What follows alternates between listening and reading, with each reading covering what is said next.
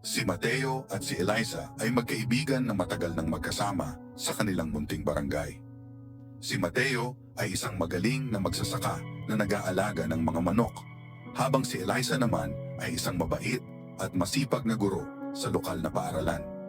Isa araw, pinasyalan ni Mateo si Eliza sa paaralan upang ibigay ang isang basket ng sariwang gulay na galing sa kanyang taniman. Tumulong si Eliza sa kanya na ilabas ang mga gulay mula sa basket, at sa pagkakataong iyon ay nagkatitigan sila ng ilang sandali. Marahil ay may kakaibang kislap ang kanilang mga mata na naglalaman ng hindi masabi-sabi na damdamin. Nang gabing iyon, nagluto si Eliza ng tinolang manok na may mga gulay na ipinagkaloob ni Mateo.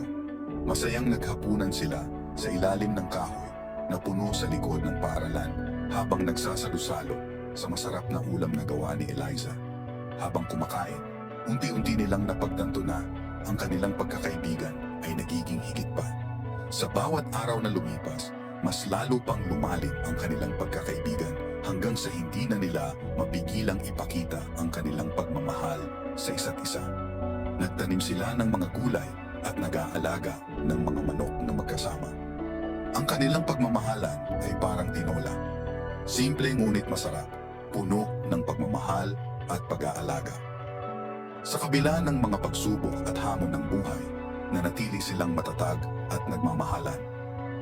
Ang kanilang kwento ng pag-ibig na nagsimula sa isang simpleng tinolang manok ay patuloy na nagsisilbing inspirasyon sa kanilang komunidad.